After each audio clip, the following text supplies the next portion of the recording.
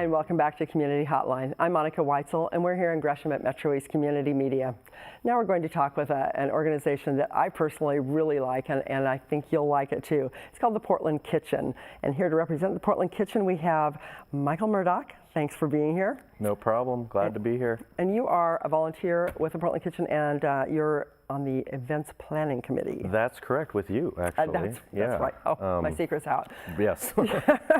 So, promised I wouldn't tell anyone. I know, but it's out. So the Portland Kitchen, I think it's a great idea. Maybe you could share with our viewers who don't know what it's about, how it started and what the mission is. Absolutely. Well, the founder actually, it was her master's thesis, and she got some friends together and a couple people she knew who cared about it, the idea, and before she knew it, there was a board, and she kind of said, wow, wasn't kind of planning for this massive program to become what it is, and so it kind of turned over. They became a 501c3c in 2012, I think. Okay. But basically what it is it helps at-risk, underprivileged youth, ages, it's high schoolers. They teach 14 to 18. 14 to 18, right? They teach them culinary skills. They teach them basically the ins and outs of the restaurant world, food safety, anything you could think of in the kitchen, from chopping and dicing to keeping your station clean. So, and so what is the point of it? Is it just for them to learn how to cook, or it's more? Well, so at the end of the program, the graduates receive their food handler's card. But the basics of it are to teach these children who might not have as much of a chance as some other kids around the city, basic life skills, from self-confidence to self-efficacy to job skills, things that they need, tools that they can use to become better citizens, more engaged people. And it's great to hear from some of the kids what they plan to do. Almost all of them want to become master chefs and travel, and it provides them a lot of opportunities that I think are valuable and important, that they might not have seen had they not found the Portland Kitchen, or vice versa. So if I have my facts right, the Portland Kitchen serves currently Park Rose High School and Madison High School in that area? Correct. And there are a large amount of at-risk youth in those areas. Statistics show that it's a pretty heavy amount of kids that really need the help. Right. So this is an after-school program during the school year. Yes. During the school year, it's a couple months process, and they also do a summer class. It's a little more intensive. It's 7 weeks. Okay. But it is technically all year round. Right. So they go to school, and then after school, they come to the Portland Kitchen. They come to the Portland Kitchen, yep. And I know they learn an amazing amount of things, and we actually have a video we can show that kind of gives you a better feel for it. But really, when it comes down to it, they're learning culinary skills that will translate into a job. Absolutely. And they'll have experience that a lot of kids aren't going to have. But then they're also learning so much more than you would get from just a cooking class. Right. We have a video. We here at MetroEast, we do partnerships with different organizations, and we had one with POW Fest, and there's a group of that called POW Girls, and these are Portland, Oregon Women's Film Festival, and we had these girls in for this free video camp during the summer, and they wanted to do a video about another nonprofit, and the Portland Kitchen is the one they decided to do it on. It's a good choice. I think so too, and it was a week-long process where they put together this video. So I think we should take a look at that and just kind of see what the Portland Kitchen is all about. So let's roll that now.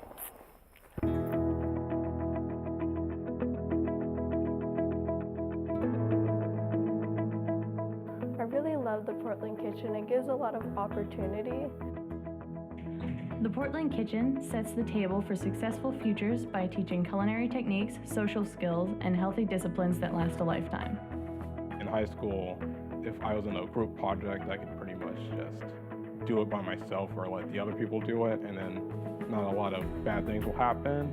But in here is like, I have my job and I have to do it. If I don't do it, the dish falls apart. I've learned how to have confidence with knife skills because I'm usually horrible at cutting stuff. Many of them have never picked up a knife before. Some of them don't know how to use a vegetable peeler. So we get to really kind of build their confidence in the kitchen. Just by having people believe in me, thinking that I can do really beautiful cooking, which I can now. It's given me more confidence by opening my horizon to new things. It's free, that's like a really cool thing, because many people can't afford to go to culinary school because it's expensive. You often don't get a chance to interact with different groups of people, and I'm always really amazed how no matter how different a background or social standing a kid in this program has, everybody really seems to come together because we all like food. It's given me more confidence through being able to express myself in different ways, meeting new people, talking to them, communicating with others in different ways. We offer year-long after-school culinary programs to low-income and at-risk youth ages 14 to 18. In the summer, we provide a 4-day-a-week program. Our programs teach culinary and healthy life skills and provide monthly meals to participants and their families. I've learned how to make new friends, how to work as a team, how to run a restaurant.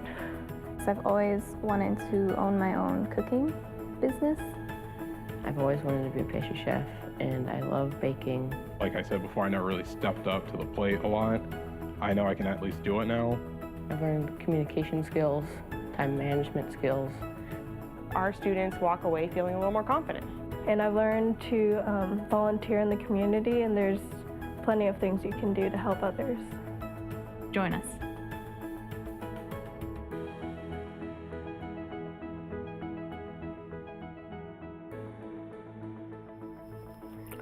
I love that. I love that they ended it with, I learned about volunteering and giving back to the community, because just learning that in itself is a huge thing for a lot of kids.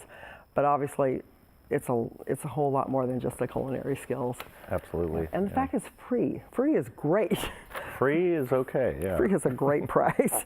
So when, because this is a fairly new and fairly small organization, a lot of fundraisers to try to raise money for this. And I know Joy Church, the fabulous executive director, she's been busy with all sorts of things. You actually came into this through a fundraiser, is that right? Correct, yeah. I actually had the concept, through Northwest Priority Credit Union, through an event called the Rooftop Cook-Off. And basically what it was were all-stars from the Portland Kitchen, who are graduates of the program, came and competed to create the best burger. And it was on top of the Indigo Building, downtown Portland, and people bought tickets to enjoy light hors d'oeuvres and then taste each of the burgers. And we had some great judges there. Bonnie Morales from Koshka was one of the judges, the CEO of Northwest Priority Credit Union, and then the owner, Jeff Latham of Nicky Farms USA, Nicky USA, which is actually one of the larger donors to the Portland Kitchen. Right, and that's meats, right? Yeah, correct, yeah. So that was your way, that was your introduction. Yeah. And don't the kids at most of these events actually get up and they serve the food, and sometimes they actually speak? And yeah, actually the very first event I was at, they were the wait staff as well, which was pretty cool because they went from table to table and explained the specials, so to speak. Right. But yeah, at the Rooftop Grill-Off, kind of like Chopped, they came up before each burger was presented to the judges and explained what they did and what techniques they used and how they came up with the idea of the burger. And some of these burger ideas, I don't consider myself a chef by any means, but it was wow. I mean, it was so impressive. Yeah. And it just makes me fall in love with the program that much more, to watch these kids just dream these dreams and see it become a reality. That's so great. So what's coming up in the future? There's some fundraiser that's going to be coming up next month? Actually, yeah, there's one coming up on August 19th. which is open to anybody who would like to participate. It's going to be a 3-course meal that the kids are doing. It's basically in place of their graduation. They're doing this event. And the great part about it is that it's basically set up by Airbnb, which is unheard of. They don't usually do events for the public like this. So it's going to be actually at their staff restaurant. It's called the 503. It's on 503 Burnside, I believe is the address. But it's open to anybody. Tickets are available on the website. You get to enjoy the food. There's going to be a silent auction going on, a couple of drink tickets involved in the ticket, networking, and have some good food and have a drink awesome and watch food. these kids in action. Yes, and believe me, from experience, it is very, very fun to watch. It sounds like fun, and it's not a huge event, right? I mean, it's a limited amount of people, so right. Yeah, it's not. It's limited, but so get your tickets. Get your tickets now. as soon as you can. Yes. And this is called the All Stars Airbnb dinner. Right. Right. Okay. Yes. And that's on Friday, August 19th. And you're right, 503 East Burnside. Yeah. So that sounds like a lot of fun. I'm looking forward to it. It's going to be fun. There. Yeah. So that'll be a great chance to take a look and see what the kids are actually doing.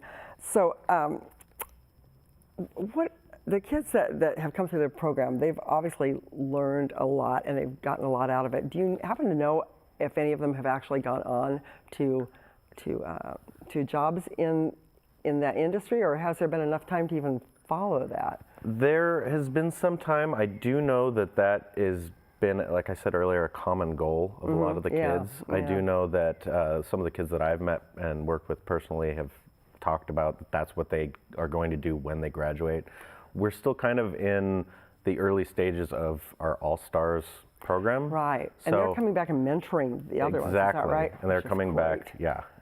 And that alone is another skill to learn. Yeah. And Joy and Ariel are just excellent at making sure these kids follow those dreams. And they actually started a pizza garden at their location. Now, I heard that they had a community garden. What's a pizza garden? So they're growing the ingredients, and when it's ready, they're gonna build a pizza out of the ingredients. I love it. So we're talking like tomatoes and basil and rosemary and all the things that you would want to have on your classic pizza. And Joy thought she'd be taking care of this garden, out there weeding and stuff. The executive director, the kids just took over. Really? So they were very enthusiastic about doing that. And one day she just said, what made you guys get so involved in the garden? And one of them said, well, we'd never really worked with dirt before because we've always been living in low-income housing and apartments, and that alone is just like, you know, I imagine there's a lot of the kids that really had no concept of where their food actually came from. Exactly. That's another thing that the Portland Kitchens teaches as well. They do a lot of farm-to-table type stuff, which is very cool. Yeah.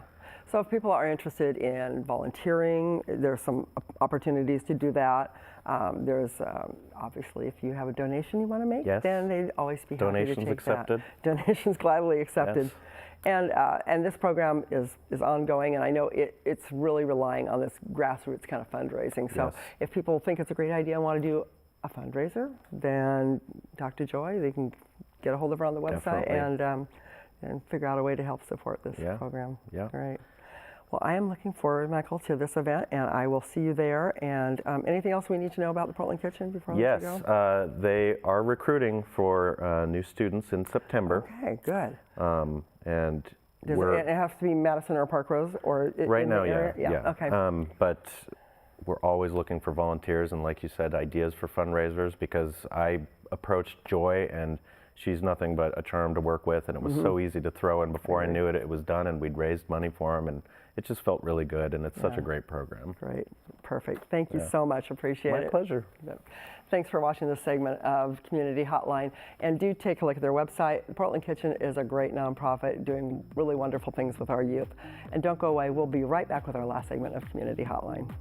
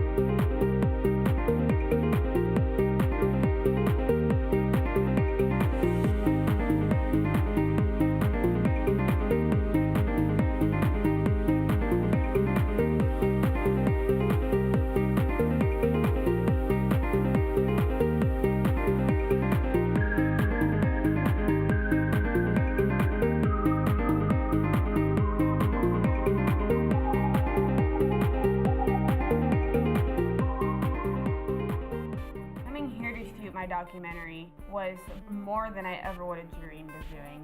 This is a community media station. It was phenomenal. Ready Camera 1. What is it about this place that makes so many different people come together? Ready Camera 2. Very professional, experienced people. You can use these industry standard pieces of equipment. Ready Camera 3. Take 3.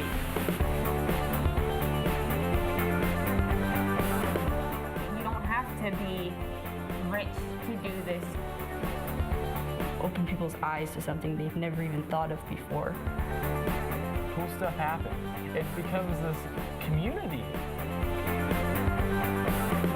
That's going to really change who's telling the stories and who's controlling the messaging.